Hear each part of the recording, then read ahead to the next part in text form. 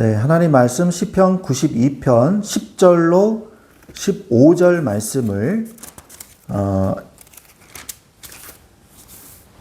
합독하도록 하겠습니다. 같이 읽도록 하겠습니다. 같이 읽겠습니다. 10절부터 15절까지입니다. 시작. 그러나 주께서 내 뿔을 들소의 뿔같이 높이셨으며 내게 신선한 기름을 부으셨나이다. 내 원수들이 보응받는 것을 내 눈으로 보며 일어나 나를 치는 행악자들이 보응받는 것을 내 귀로 들었도다. 의인은 종려나무같이 번성하며 레바논의 백향목같이 성장하리로다. 이는 여호와의 집에 심겼으며 우리 하나님의 뜰 안에서 번성하리로다. 그는 늙어도 여전히 결실하며 진액이 풍족하고 빛이 청청하니 여호와의 정직하심과 나의 바위 되심과 그에게는 불의가 없음이 선포되리로다. 아멘.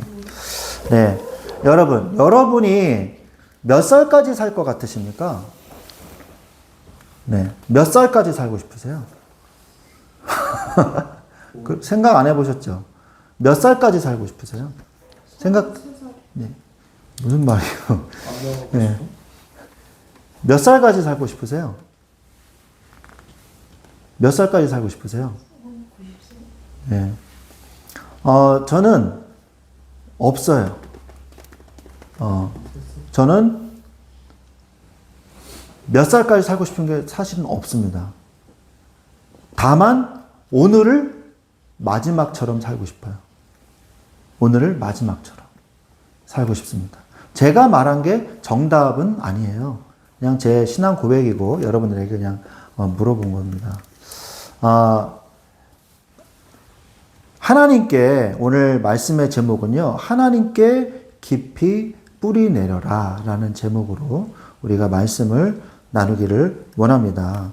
우리가 사실은 얼마나 우리가 오래 사느냐. 오래 살면은 좋다. 저는 오래 사는 게 좋다고 그 조건만으로는 좋다고 말할 수는 없을 것 같아요. 왜냐하면 병상에 누워서 요양원이나 병원에 가시면요. 병상에 누워서 10년, 20년 그렇게 사시는 분들도 있거든요. 그래서 몸에 꼼짝도 안 하고 정말 힘들고 어렵게 어디 나가지도 못해요. 그냥 그렇게 사시는 분들도 많이 있어요. 정말 많이 있습니다. 우리가 그런 것을 보면서 여러분들이 오늘에 감사할 줄 아는 사람이 돼야 돼요. 오늘에 감사할 줄 아는 사람.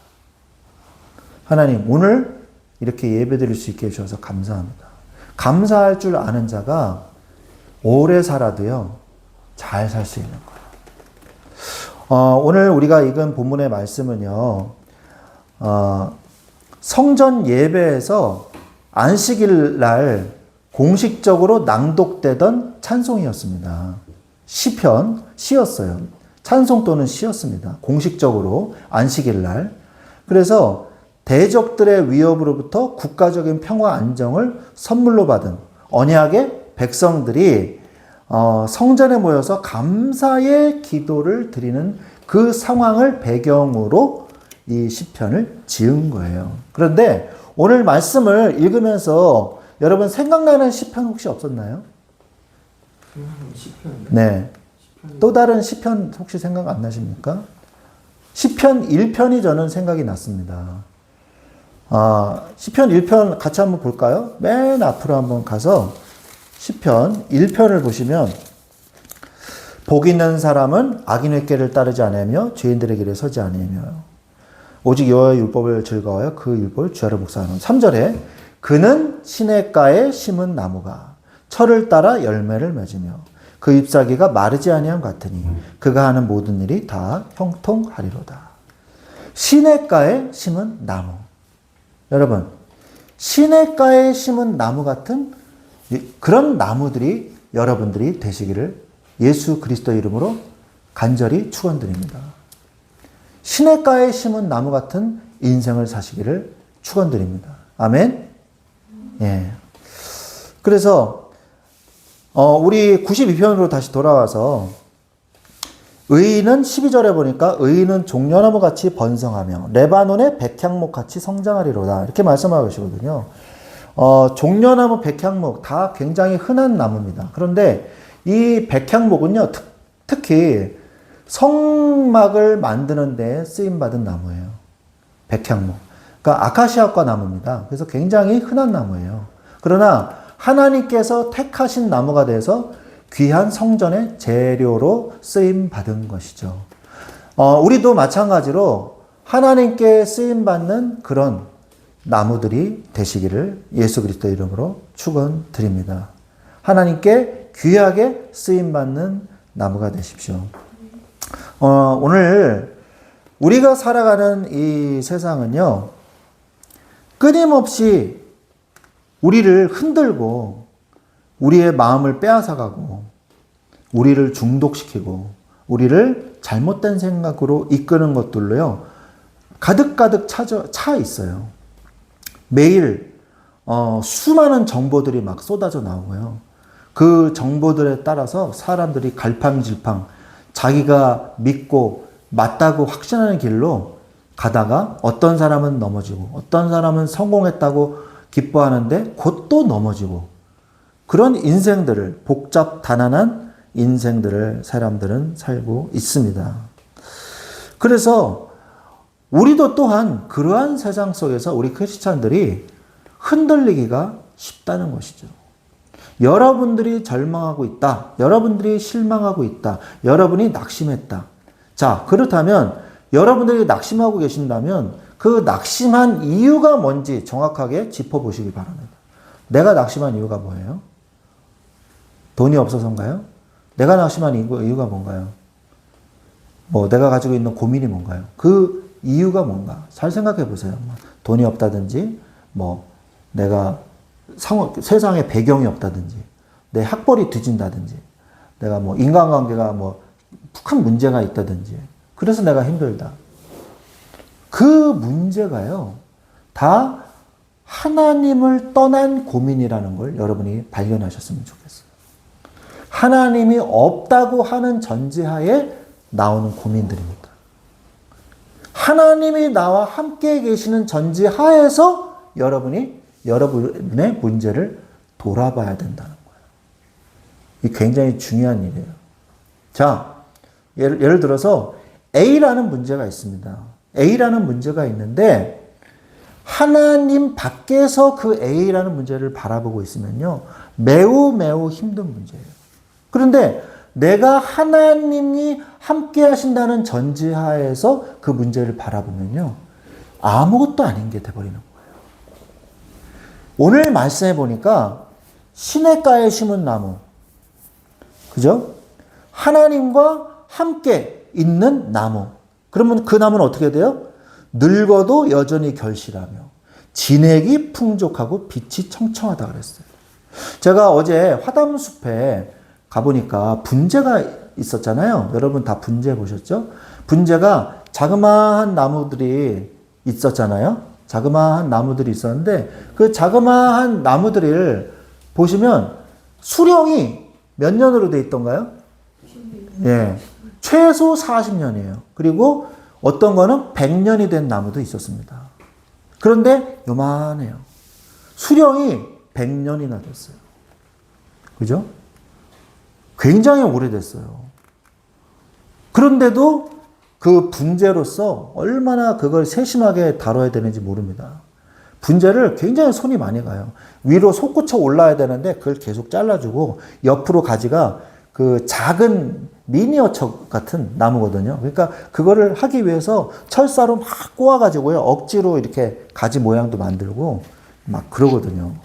그러니까 사람들의 세심한 돌봄이 있기 때문에 그 나무가 굉장히 귀한 나무가 되는 거예요. 그냥 내버려 두면요, 그냥 평범한 모가나무, 평범한 소나무가 됩니다. 그런데 많은 사람의 많은 수고가 들어가니까 멋있는 작품이 되는 거거든요. 수령이 100년이나 되는데 그 진짜 자그마한 미니어처 같은 그런 나무가 되거든요. 그래서 우리가 시냇가에 심은 나무가 되면 돼요. 사막에 황량하게 심겨진 나무는요, 비가 안 온다? 그러면요, 그건 굉장히 심각한 문제입니다. 죽느냐 사느냐, 말라 비틀어 죽느냐 마느냐의 굉장히 심각한 문제고 깊이 고민해야 돼요. 근데 나무는 나무로서 어떻게 할 수 있는 방법이 없고 그냥 죽어야 되겠죠.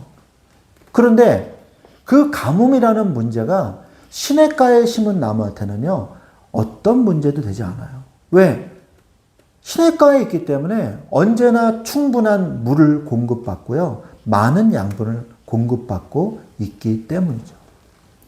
여러분 앞에, 여러분 인생에서 나를 흔들고 있는 문제, 나를 어려움에 빠지고 나를 고민에 빠지게 만드는 그 문제가 왜 나에게 고민이 될까? 그 문제는요, 하나님이 없다는 전제하에 걱정하고 있기 때문이에요. 하나님이 계신다면 그 문제는 문제될 수가 없는 것입니다.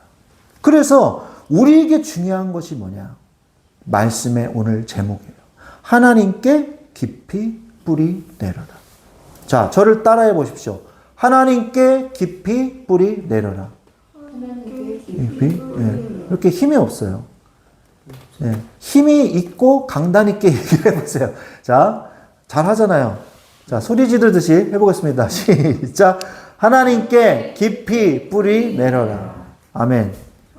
여러분이 문제가 오고 고민이 오고 어려움이 왔을 때 그때 할 수 있는 고백이 이거예요. 나는 하나님께 깊이 뿌리 내려져 있는가.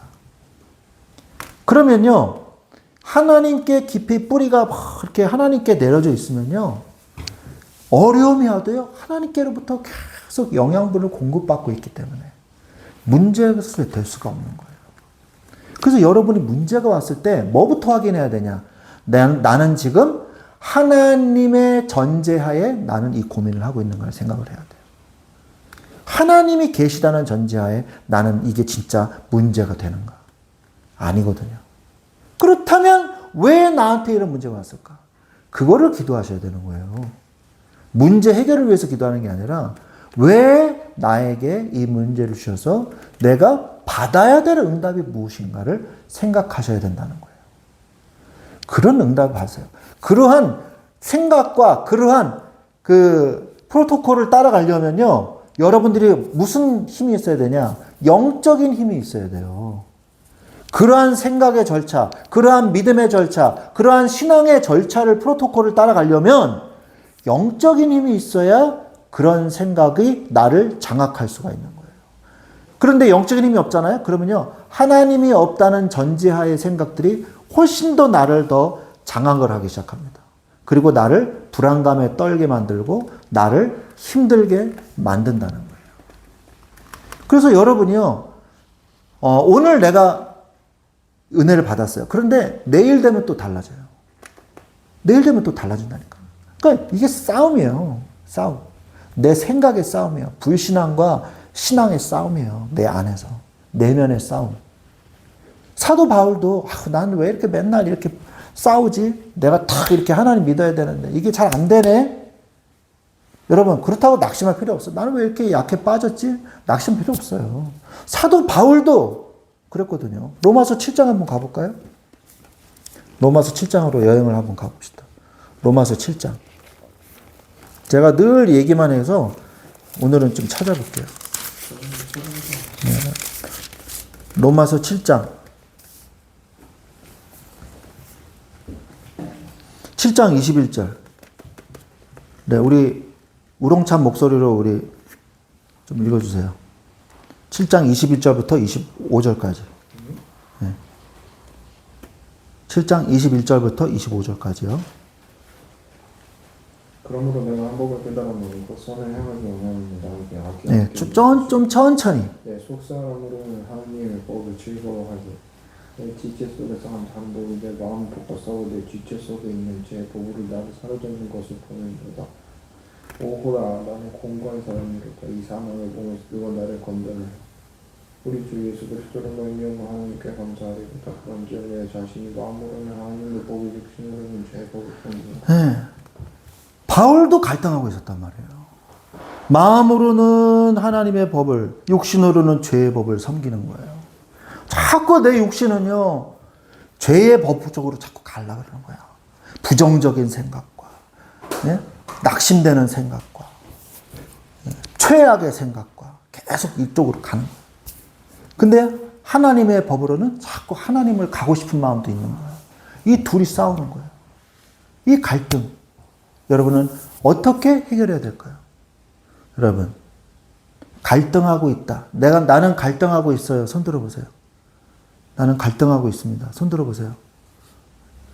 아무도 없어요? 여러분들은 다 거짓말쟁이들이에요. 왜 갈등을 안 해요?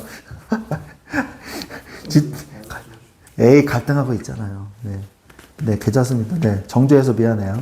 아무튼, 갈등하고 있다는 건요, 여러분들이 살아있다는 거예요. 살아있다는 겁니다. 아직 싸우고 있다는 거잖아요. 그죠? 우리 감기 걸렸을 때 왜 열이 나는지 아시죠?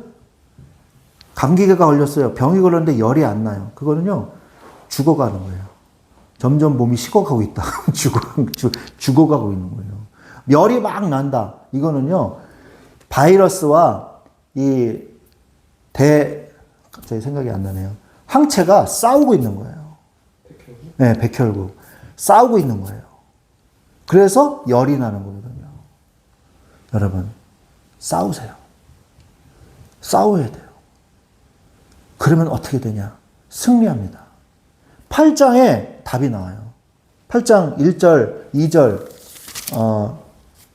한번 읽어주실래요? 8장 1절, 2절. 그러므로 이제 그리스도 예수 안에 있는 자에게는 결코 정죄함이 없나니 이는 그리스도 예수 안에 있는 생명의 성경의 법이 죄와 사망의 법에서 너를 해방하였으니. 네, 이 어려움 속죄에서, 이 속죄함에서 해방됐다는 거예요. 우리는 마귀에게 끌려다니는 존재가 아닙니다. 해방됐어요. 이제는 예수님이 그 싸움을 싸우시겠다고 선포하신 거예요. 너 그동안 힘들었지? 내가 싸울게. 이제 너는 내 밑으로 들어오면 돼. 대장 되신 예수 그리스도께서 담대하라. 내가 세상을 이기었노라. 내가 주는 평안은 세상에 주는 것과 같지 아니함이니라. 담대하라. 내가 세상을 이겼다. 내가 이미 이겼어. 이미 내가 이겼어. 그 2차 세계대전 영화, 저는 전쟁 영화를 참 좋아하거든요. 근데 그런 영화가 있어요. 독일 잠수함인데 이 독일 잠수함이요, 섬에 정박을 했는데 그 섬에 전투기 조종사가 추락을 해가지고 미군 조종사가 그 섬에서 치료를 받고 있었던 거예요. 그래가지고 마을 주민들이 이 미군 조종사를 보호해줘요. 그래가지고 독일 잠수함 이 사람들이요, 이제 섬에서 내려서 신선한 물도 얻고 식량도 얻으려고 그 사람들한테 잘해주다가 미군 조종사가 있다는 걸 발견해요. 그래서 그 섬을 공격하기 시작합니다. 그래가지고 이 미군 조종사가요, 비행기가 아직 있었어요. 그래가지고 비행기로 잠수함을 공격해요. 그래가지고 둘이 싸우는 거예요. 근데 싸우다가 갑자기 끝났어요, 전쟁이. 2차 세계대전이 종전됐어요. 히틀러가 죽고 베를린이 함락된 거예요. 그래서 항복하라는 무선이 온 거예요, 독일군한테. 그래가지고 미군한테, 야, 이제 우리 전쟁 끝났다. 우리 이제 집으로 돌아가겠다. 그만 싸우자.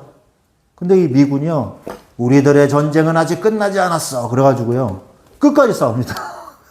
근데 막 공격해오니까 독일 이 잠수함 군인들도 어쩔 수 없는 거예요. 그래가지고 결국 잠수함을 수장시켜버렸어요. 그러면서 영화가 끝납니다. 우리가 이미 세계대전에서 우두머리가 죽으면요, 끝난 거예요. 항복했잖아요. 그럼 끝난 거예요. 이미 예수 그리스도께서 십자가에서 죽으시고 부활하심으로 죄와 사망의 법에서 우리를 해방시키셨어요. 끝났어요. 이제 예수님이 싸우십니다. 그래서 여러분이 속지 마세요. 거짓말에 속지만 않으시면 됩니다. 그러려면 어떻게 되냐 이거죠. 아침에 하나님을 기억하십시오. 아침에. 2절 한번 읽어볼게요. 시편 92편 2절. 다시 우리 본문으로 돌아가서 시편 92편 2절에 보니까 같이 읽어보겠습니다. 1절부터 3절이죠. 예. 1절부터 3절이 한꺼번에 같이 되어 있어요. 이거는 이제 구분이 안 돼 있었던 거예요. 4번에. 그래서 이렇게 되어 있습니다. 1절, 3절 읽어보겠습니다. 지존자여 시편금과 비파와 수금으로 여호와께 감사하며 주의 이름을 찬양하고 언제마다? 모닝. 아침마다 주의 인자하심을 알리며 언제마다? 밤마다 주의 성실하심을 베품이 좋으니이다. 우리가 눈을 뜨자마자 가장 먼저 해야 할 행동이 뭡니까? 바로 하나님을 만나는 거예요. 왜? 그래야지 속지 않으니까요. 여러분, 세상의 기준을, 세상의 거짓말들을 우리에게 주입시키고자 마귀는요, 굉장히 애를 씁니다. 그래서 거기에서 우리가 속지 않으려면요, 이미 우리가 해방됐고 우리가 승리했다는 사실을 우리가 다시 한번 각인해야 돼요. 스크립트 해야 돼요. 우리 마음판에.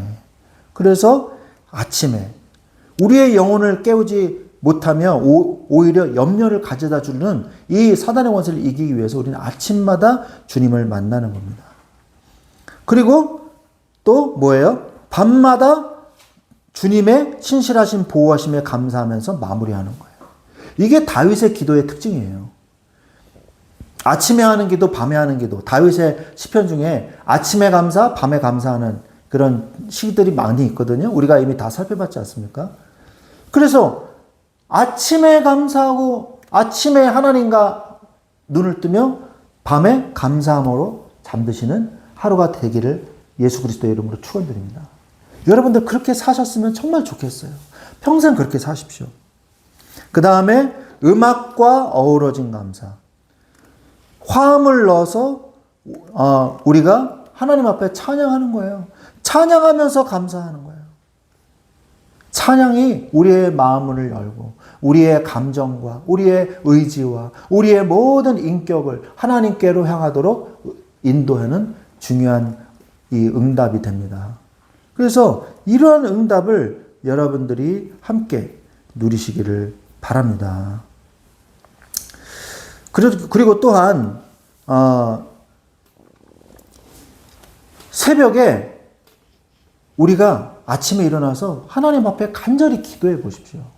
마가복음 1장 35절에 보면 새벽 아직도 밝기 전에 예수께서 일어나 나가 한적한 곳으로 가서 거기서 기도하시더니 새벽에 예수님은요 늘 기도하셨어요. 여러분의 이 바쁜 일정 속에서 아유 바빠 난 그래서 기도를 못해 그렇게 이야기들을 많이 하십니다. 근데 그거는 핑계에 불과한 거예요. 왜? 여러분 기도는요 우리에게 필수 불가결한 굉장히 중요한 응답이에요. 여러분 아유 바빠 아침에 너무 바쁘네 아유 숨을 못 쉬겠어 숨 쉴 시간이 없어 숨 쉴 시간을 좀 빼자 이래요? 그리고 한 10분 동안 숨 안 쉬십니까? 예? 아유, 나 오늘 너무 바쁘다. 밥 먹을 시간이 없어. 한 3일 동안 밥을 먹지 말아야겠어. 너무 바빠서. 그걸 굶습니까? 그거는 먹잖아요.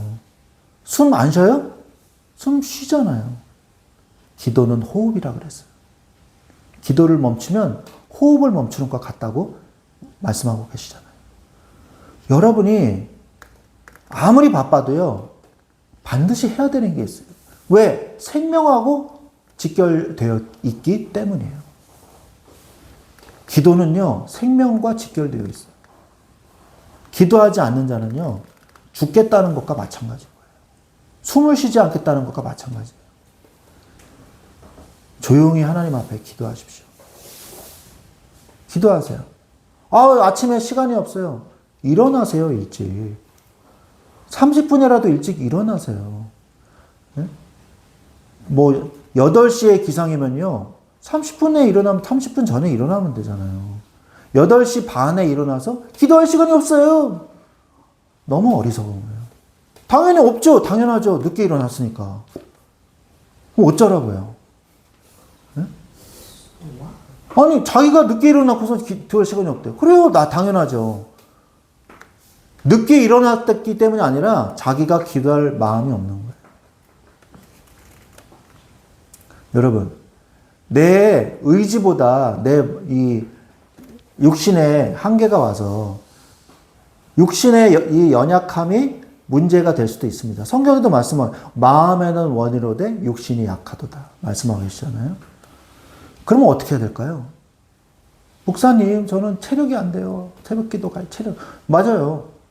그러면요, 어떻게 기도하냐? 하나님, 저를 따라해 보세요. 하나님, 저에게 예배 드릴 수 있는 체력을 주옵소서. 기도할 수 있는 건강을 주옵소서. 기도하십시오. 기도하세요.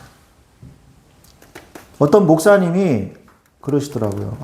내가 목회를 하려고 그러는데 건강이 허락이 안 돼가지고 건강이 안 돼서 이제 목회를 그만둬야 될 것 같아. 그래서 그럼 하나님한테 건강을 달라고 기도하면 되지 않겠습니까? 라고 제가 말을 했어요. 그치. 그리고 말을 안 하시더라고요. 우리가 뭐 때문에 안 돼. 그리고 안 해요. 보통. 신앙생활 하면서 그렇게 핑계를 많이 대요. 아유, 시간이 없어서 안 돼. 건강이 허락하지 않아. 아, 내가 너무 일이 바빠졌어. 그래서 못 해. 여러분, 그렇게 말을 하면요, 아무것도 못 해요. 그럼 죽어야죠, 뭐, 그냥. 아무것도, 그러면 그냥 빨리 천국 가야지, 뭐. 그죠? 우리가 해야 될 일이 있기 때문에 우리를 살려놓으신 거고, 그래서 우린 예배를 드려야 되는 거고, 어떤 핑계도 대지 마세요. 예배를 여러분이 최우선으로 안 했기 때문입니다. 예배가 나의 최우선이 아니었던 거예요.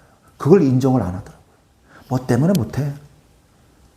내가 예배를 최우선 기준으로 두고 내가 예배를 중심으로 내가 생각을 안 해서 내가 예배를 못 드린 거야. 이렇게 얘기하는 사람 아무도 없어요. 항상 그렇더라고요. 근데 사실은 그게 정답이거든요. 그것 때문이거든요. 자신이 예배를 최우선으로 생각을 안 해요. 그러니까 다른 걸 다 하고 예배 드릴 거야. 그런데 시간이 없어지. 그런 생각하지 마세요. 또 이렇게 얘기하는 사람도 있습니다. 내가 예배에 모든 걸 올인했더니 세상 사람들이 나보고 일을 못한다고 해요, 목사님. 내가 일을 안 하고 예배를 드리려고 하고 예배를 택했거든요, 목사님. 그런데 사람들이요, 저를 손가락질해요. 예? 지 일도 제대로 못하는 주제에 수예배 간다고 내빼고 그러면서 저를 손가락질해요. 뭐가 잘못됐을까요? 뭐가 잘못됐을까요? 그 사람이 문제가 있는 거예요. 그 사람이 예배를 핑계 삼아 자신의 일을 안 한 거죠. 그럼 목사님 예배를 드리지 말고 일을 하라는 얘기인가요? 여러분, 크리스찬들은요 항상 그 갈등 속에 놓이게 되어 있어요. 항상 세상과 교회를 이 세상 속에 살면서 교회를 섬기기 때문에. 그럼 어떻게 해야 될까요? 세상 속에서 제대로 우리가 신앙의 응답을 받으면 성경을 보세요. 성경을 보세요. 제대로 예배를 드리고 예배 속에서 힘을 얻으면요, 내 삶이 회복되게 되어 있어요. 로마서 12장에 너희의 드릴 영적 예배입니다. 너의 삶을, 우리의 몸을 하나님께 드리라 그랬어요. 우리의 모든 삶이 예배가 되는 거예요. 모든 것을 죽게 하듯 하면 되거든요. 주님의 일을 하듯 세상의 일을 하면 되거든요. 그러면 성공하게 돼 있어요. 인정받게 돼 있어요. 그런데 우리가 그러한 제대로 된 응답을 못 받아서 그래요. 원래 제대로 된 응답은요, 예배를 성공하면 인생이 성공하게 돼 있어요. 근데 이거를 마치 갈등하는 것처럼 생각을 해요. 이 둘이 서로가 갈등하는 것처럼 생각을 해요. 아니에요. 예배를 성공하게 되면 내 삶이 회복되게 돼 있습니다. 정상적으로 회복되게 돼 있어요. 왜? 예배를 드리면요, 영적인 힘이 생겨요. 영적인 힘이 생기면요, 내 의지도 강해지고 내 마음과 정신도 건강해집니다. 그래서 일을 처리할 수 있는 능력도 생겨요. 하나님이 지혜 주시니까. 하나님이 예배만 드리고 세상에서는 실패하면서 남들한테 욕먹으면서 남들한테 괄시받으면서 살거라. 하나님은 그런 하나님이 아니세요. 하나님은 그런 하나님이 아니십니다. 우리가 세상에서 성공하기를 바라시는 분이 하나님이세요. 하나님으로부터 오는 능력으로 세상을 정복하세요. 이게 성경적인 인생입니다. 아멘? 그 응답을 받으세요. 그렇게 됩니다. 교회에 신경 쓰면 세상에서 실패한다. 그 거짓말이에요. 사단이 심어놓은 거짓말입니다. 이 시대에 정말 훌륭한 위인들 거의 다 크리스찬들이에요. 우리나라도 마찬가지고. 굉장히 훌륭한 위인들, 헌신한 분들 다 거의 다 대부분 크리스찬들이 많아요. 하나님의 능력으로 살면요. 나를 뛰어넘는 역사가 일어나요. 하나님을 믿으시고 세상을 정복하자 그랬지 하나님을 믿고 세상 속에서 세상 속 핍박은 받지만 세상 속에서 맨날 인정 못 받으면서 살아라. 하나님은 그러진 않는단 말이에요. 자, 그래서 우리가 간절히 찾는 자가 있어야 돼요. 찾는 마음이 있어야 돼요. 결국 뭐가 문제인지 아십니까? 내가 하나님을 안 찾고 내가 하나님을 선택하지 않는 거예요. 그리고 자꾸 다른 것에 핑계를 대면서 자기는 쏙 빠져나가는 거죠. 아유, 뭐가 문제가 많아서, 돈이 문제가 돼서, 상황이 문제가 돼서, 그래서 예배를 못 드리고, 그래서 내가 기도를 못 하고, 다 거짓말이에요. 자기가 의지가 없고, 자기가 기도하고 싶은 마음이 없는 거죠. 그러면서 자꾸 거짓말을 하는 거예요. 나 여호와는 중심을 보느니라. 사울도 그랬어요. 예? 갖고는 싶고, 다 죽이라 그랬는데, 가져오면서 하나님께 드리기 위해서 가져왔어요라 그러면 되겠구나. 하나님이 그걸 모르실까요? 하나님이 그것도 하나 모르실까요? 하나님 앞에 거리낌 없이 거짓말하지 말고 정말 기도해 보세요. 하나님, 나는 왜 이렇게 연약합니까? 나는 믿음도 가지고 세상에서 승리하는 사람이 되고 싶습니다. 나에게 힘을 주시옵소서. 왜 기도 못합니까? 하나님이 못하신 하나님입니까? 하나님은 살아계신 하나님이에요. 기도해 보세요. 응답 주실 겁니다. 하나님은 반드시 응답하신 하나님이에요. 진짜 하나님을 믿고 기도하세요. 전적으로 하나님을 의지하고 기도해 보세요. 그러면 됩니다. 잠언서 8장 17절에 나를 사랑하는 자들이 나의 사랑을 입으며 나를 간절히 찾는 자가 나를 만날 것이니라 그랬어요. 진짜 간절히 하나님 앞에 기도해 보십시오. 주님은 자신을 간절히 바라고 찾는 자들을 만나 주신다고 약속하셨습니다. 하루의 첫 단추를 주님을 찾는 일로 시작하세요. 내가 오늘 하루도 예수 그리스도의 도움이 없이는 하루도 1초도 살 수 없는 연약한 존재입니다. 고백하십시오. 그리고 하나님 앞에 나를 드리세요. 그게 바로 하나님의 능력으로 사는 첫걸음, 첫 단추인 것입니다. 그리고 또 두 번째로 악인의 번영에 낙심하지 마세요. 악인은 어떤 존재냐? 빨리빨리 자랍니다. 그런데 금세 없어져요. 제가 화초를 키워보니까요. 키가 크다고 좋은 게 아니더라고요. 키가 크게 자라는 이 화초들이 있어요. 그게 왜 안 좋을까요? 키가 크게 자라는 이유가 있어요. 왜 키가 크게 자라는 줄 아세요? 그늘 졌기 때문이에요. 그래서 빨리 커서 햇빛이 있는 데로 나오고 싶어가지고 가늘고 길게 큽니다. 이렇게 되면요. 쓰러져요. 나중에. 가늘고 길게 커가지고 희마리가 없어요. 그래서 쓰러져 버려요. 빨리 자란다고 해서 좋은 게 아니에요. 불신자는 뭐와 같다? 7절을 한번 읽어보시겠습니까? 7절. 같이 읽겠습니다. 시작. 악인들은 행하는 자들은 다 흥황할지라도 영원히 멸망하리. 자, 같이 다시 한번 읽을게요. 7절. 시작. 92편 7절. 네, 찾으셨죠? 시작. 악인들은 풀같이 자라고 악을 행하는 자들은 다 흥황할지라도 영원히 멸망하리. 악인이 잘 되는 거 부러워하지 마세요. 악인이 잘 되는 거 부러워하지 마세요. 저는 현장에서 전도하면서 다 확인해 봤어요. 부자라고 행복한 거 아니더라고요. 그 안에 썩는 문제들이 굉장히 많아요. 지식인이라고 행복하지가 않더라고요. 지식을 쫓는데 다 쓸데없는 논리로 하나님을 떠난 지식을 가지고 있더라고요. 하나님을 정말 지혜는 뭔지 아세요? 지혜는요, 최고의 지혜가 뭔지 아세요? 저는 그걸 발견했어요. 최고의 지혜. 하나님을 믿을 수 있는 믿음이에요. 지혜가 아무리 좋아도요, 믿음을 따라올 수는 없어요. 지혜가 아무리 좋아도요, 믿는 것만 못해요. 하나님을 믿으면 하나님을 만나요. 그러나 최고의 지혜가 있더라도 믿지 않으면 하나님 만날 수가 없어요. 아무리 우주의 비밀을 다 알아도, 예? 모든 우주의 비밀을 다 꿰뚫어도요, 믿음이 없으면 하나님을 알 수가 없는 거예요. 아무리 우주의 원리를 다 알아도요, 그 우주를 만드신 창조주 하나님을 만날 수가 없다는 거예요. 여러분, 여러분에게는 뛰어난 석학과 박사들보다 더 큰 지혜가 있는 거예요. 그게 바로 뭐예요? 하나님을 믿는 믿음인 것입니다. 여러분은 믿음이 있잖아요.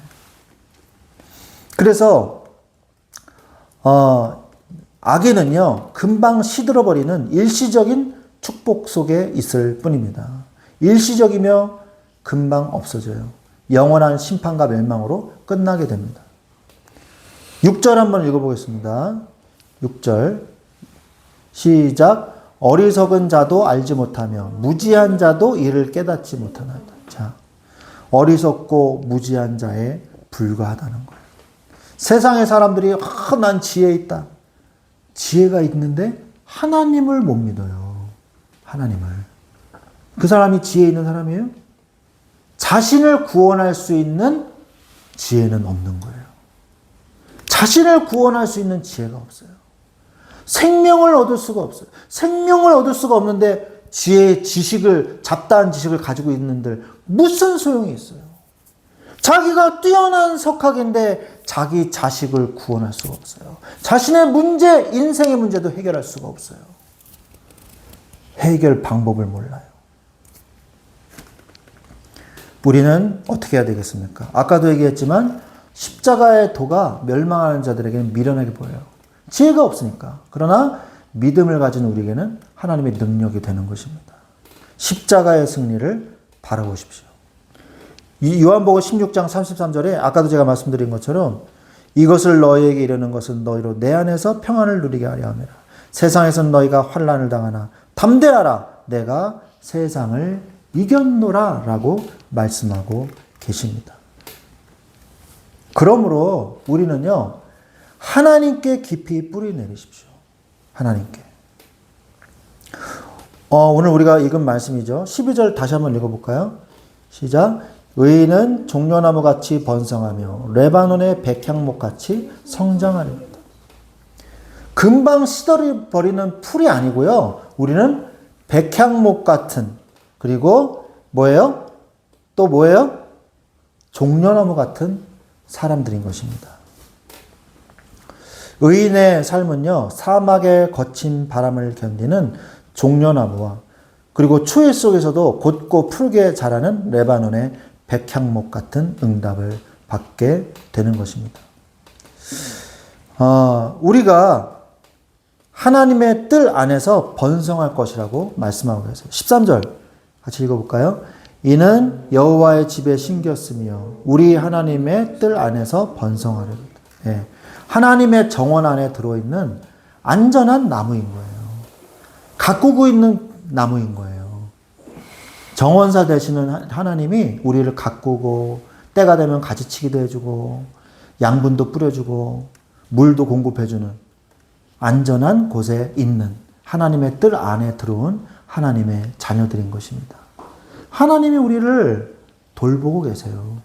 우리는 밖에 버려진 나무들이 아닙니다. 잡초가 아니에요. 잠시 자랐다가 깎여버리는 잡초 같은 인생이 아니에요. 백향목과 종려나무 같은 인생인 거예요. 이 믿음의 확신을 오늘 가지시기 바랍니다. 우리는 시편 74편 25절에 뭐라고 말씀하시냐? 하늘에서는 주 외에 누가 내게 있으리요? 땅에서는 주 외에 내가 사모할 이가 없나이다. 나는 오직 주님만 사모하겠습니다. 우리를 그 믿음을 가지시기 바랍니다. 그 신앙 고백을 하시기를 바라요. 우리를 영원한 죽음과 죄의 심판이라는 절망에서 건져내실 수 있는 분은 오직 예수 그리스도밖에 없습니다. 세상의 달콤한 유혹이나 인간적인 방법, 결코 우리를 구원할 수 없어요. 결국 나에게는 주님밖에 없습니다. 이 사실을 인정하고 예수 그리스도만 한 분만 사모하며 그 예수 그리스도 앞에 엎드리십시오.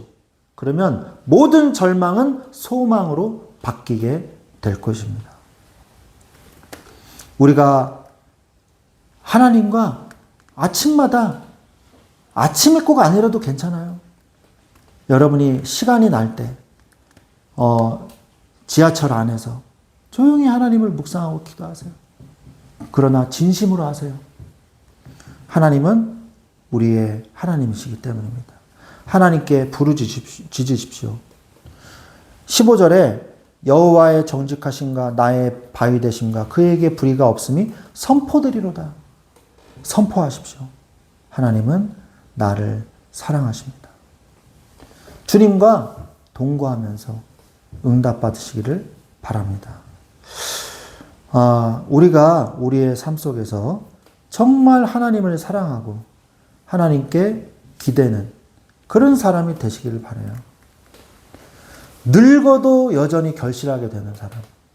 내가 나이가 들면 들수록 더 멋있는 믿음의 사람이 됩니다. 그래서 그리스도 안에 뿌리를 박는 삶을 사십시오.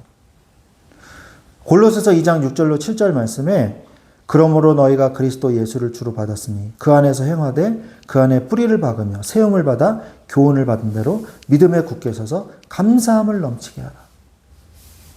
저를 따라해 보십시오.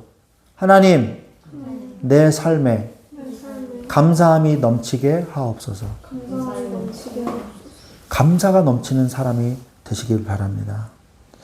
여러분들이 세상의 가치관이나 친구들의 말에 흔들리지 않는 신앙의 청년들이 되기 위해서는 날마다 예수 그리스도의 말씀 위에 서서 감사의 제목을 고백하며 믿음의 뿌리를 내리는 그런 청년들이 되셔야 돼요.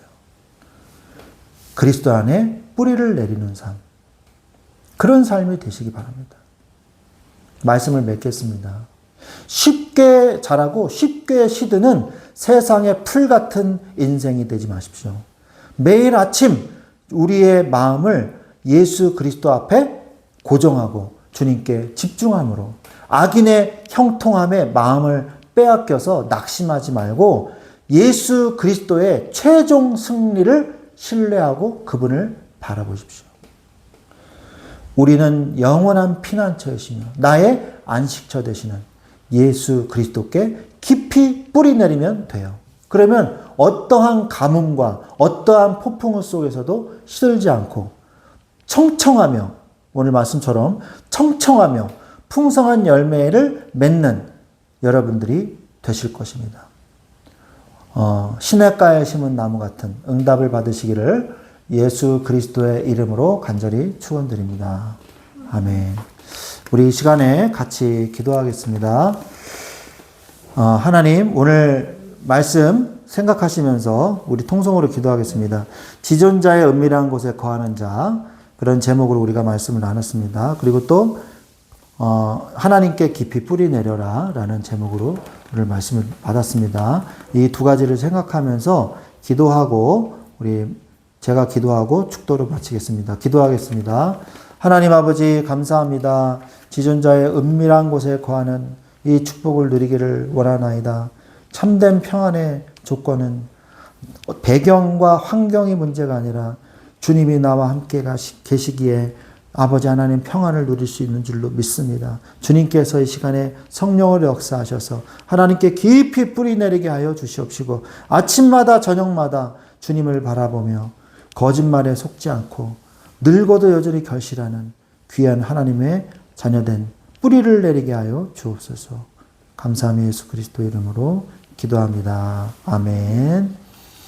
지금은 우리 주 예수 그리스도의 은혜와 하나님 아버지의 지극하신 사랑하심과 성령님의 내주 인도 교통 역사하심이 이제 하나님께 깊이 뿌리 내림으로 어떠한 환난과 어려움 속에서도 흔들리지 아니하고 날마다 풍성한 열매를 맺기를 원하는 사랑하는 말씀 충만한 교회 새벽 이슬 같은 주의 청년들 머리 위에 그들의 삶 위에 지금부터 영원토록 항상 함께 계실지어다.